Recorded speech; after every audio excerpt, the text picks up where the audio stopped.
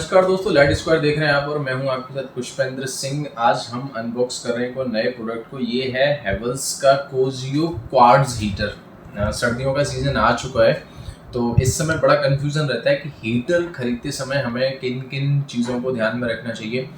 Rod वाला लें कि हवा वाला लें, और रॉड में क्वार्ट्ज हीटर लें या सिरेमिक वाला लेना चाहिए, किस टाइप का लेना चाहिए। अभी हम जिस प्रोडक्ट की अनबॉक्सिंग कर रहे हैं ये हेवल्स का कोजियो क्वार्ट्ज हीटर है, जो क्वार्ट्ज ट्यूब के साथ में आता है। 2 ट्यूब के साथ में आता है। कितनी इसकी प्राइसिंग है, कितनी इसकी वारंटी है, क्या लाइफ है, कितना वायर निकलता है और कितना इसका पावर कंजम्पशन है, ये सारी चीज़ें जानेंगे हम इस वीडियो में। तो आइए बिना किसी देरी के अनबॉक्स करते हैं इस प्रोडक्ट को। सबसे पहले एक ओवरव्यू कर लेते हैं इसके बॉक्स का। हेवल्स का लोगो यहाँ पे, कोजियो क्वार्ट्ज रूम हीटर 800 वाट के साथ में आता है ये। कंपनी जो है का मानना है कि ये रस्ट फ्री है और स्टेनलेस स्टील के रिफ्लेक्टर के साथ में कंपनी इसको मैन्युफैक्चर करती है। बाकी अगर हम इसकी बात करें तो 2 ट्यूब हैं इसमें क्वार्ट्ज वाली, 2 हीट के इसके ऑप्शंस हैं, सेटिंग्स हैं और 2 ईयर इसकी वारंटी है। और इस टाइप का देखने में, बाकी तो हम इसको चेक कर लेते हैं। और ये है इधर, अगर हम इसके दूसरे साइड में अगर बॉक्स को देखें, आइटम नेम क्वार्ट्ज हीटर है इसका, मॉडल कोजियो है, क्वांटिटी 1 पीस है और नेट जो कंटेंट इसमें निकलता है वो एक मेन यूनिट है और एक यूज़र मैनुअल इंस्ट्रक्शंस हैं। पावर रेटिंग इसकी 800 वाट है, 230 वोल्ट और सिंगल फेस के साथ में काम करने में ये कंफर्टेबल है। और बाकी हम जानते हैं, इसको देखते हैं अनबॉक्स करने के बाद। तो आइए बिना किसी देरी के कर लेते हैं इसको अनबॉक्स।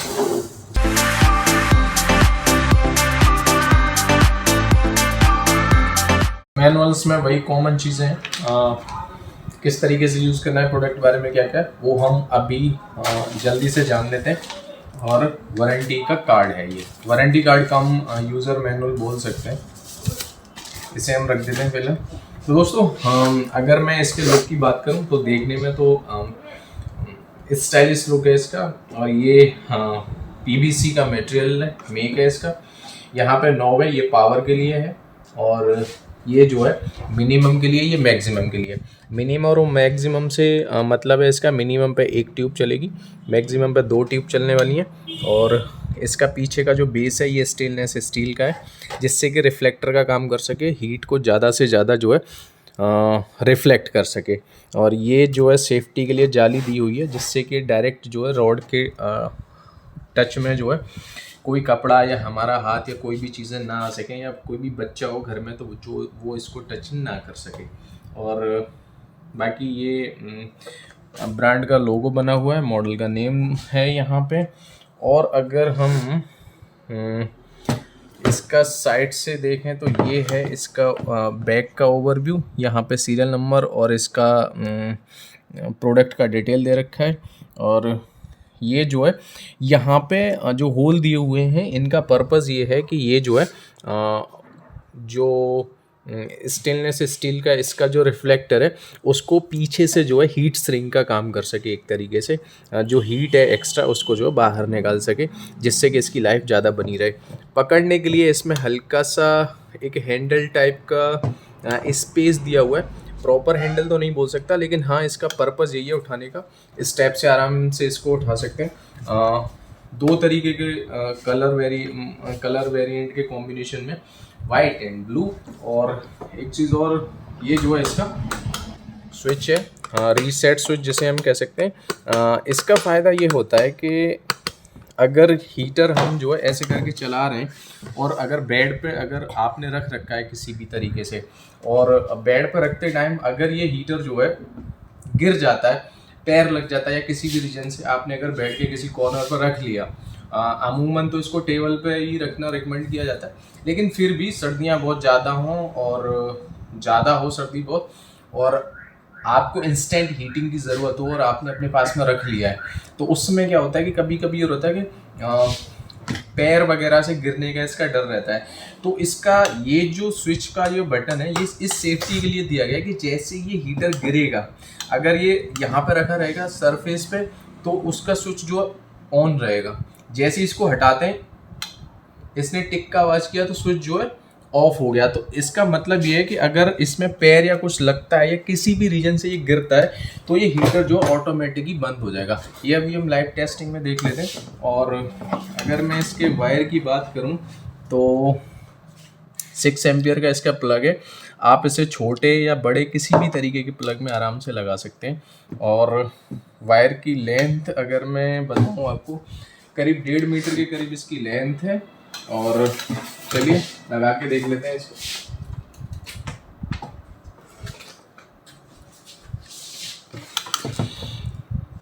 इस समय अभी ऑफ है।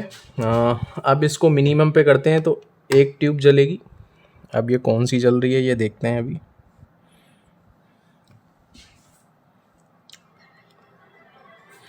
ऊपर वाली यानी मिनिमम पे इसकी एक ट्यूब काम करेगी। यहाँ से आप देख सकते हैं ये मिनिमम पे इस समय एक ट्यूब काम कर रही है।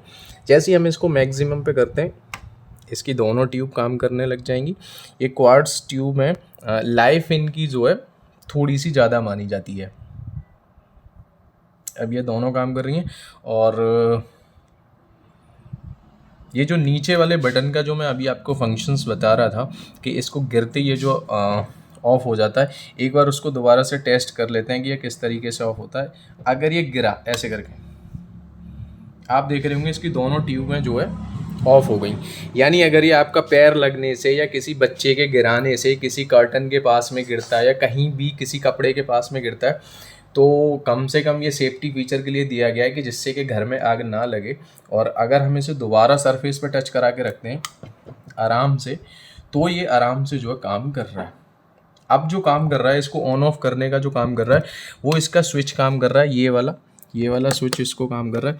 अगर आप देखेंगे अगर मैं इसको दबा के रखूं तो ये काम कर जाएगा। अब इस समय ये काम कर रहा होगा। अगर मैं इसको छोड़ देता हूँ इस स्विच को, अब ये जो है बंद हो जाएगा। तो ये सेफ्टी फीचर वाला स्विच है। कभी कभी क्या होता है कि अगर ये दोनों ही ट्यूब काम नहीं कर रही होती हैं, घर में ख़राब हो चुका होता है तो हमें स्विच को चेक करा लेना चाहिए। कभी कभी ये स्विच भी ख़राब हो जाता है, उसकी वजह से भी काम करना बंद कर देता है। और हीटिंग्स की 2 सेटिंग्स हैं इसकी, मैक्सिमम एंड मिनिमम। वारंटी की बात करें तो 2 साल वारंटी के साथ में आता है। ट्यूब की वारंटी इनमें नहीं आती है, लेकिन जो वारंटी में कवर्ड होता है वो ये स्विच कवर्ड होता है और वायर कवर्ड रहता है। वो अनकट होना चाहिए, किसी भी तरीके का फिजिकल डैमेज नहीं होना चाहिए। और अगर हम इसकी कॉस्टिंग की बात करें तो इसकी कॉस्टिंग 2,000 रुपये के करीब रहती है। करंट जो इसकी प्राइसिंग है वो आप जो नीचे डिस्क्रिप्शन में लिंक दिया हुआ है वहाँ से आप चेक कर सकते हैं। और एक चीज़ और, अगर आप इसे किसी न्यू बॉर्न बेबी के लिए यूज़ करना चाहते हैं, लगाना चाहते हैं तो थोड़ा सा डिस्टेंस मेंटेन करिए और इसको ओवरनाइट चलाने से बचिए, क्योंकि कहीं ना कहीं ये जो है ऑक्सीजन के लेवल को कम करता है जो एक बच्चे के लिए हानिकारक हो सकता है। ज़्यादातर इंक्वायरीज इस तरीके की आती हैं कि बच्चे को जो अभी हाल ही में नवजात शिशु जिसे हम कह सकते हैं उसके लिए इसे यूज़ करना कितना कंफर्टेबल है या कितना जो है उसके लिए हम इसको कैसे यूज़ कर सकते हैं या किया जा सकता है, नहीं किया जा सकता। तो उसके लिए मेरा रिकमेंडेशन यही रहेगा कि थोड़ा सा वेंटिलेशन होना चाहिए, हल्का सा। वैसे तो होता ही है, सर्दियों में हवा कहीं से भी आ रही होती है, लेकिन फिर भी कोशिश करनी चाहिए कि थोड़ी सी डिस्टेंस मेंटेन की जाए जिससे कि बच्चे के पास का जो ऑक्सीजन लेवल है वो जो है इसकी वजह से ना गिरे।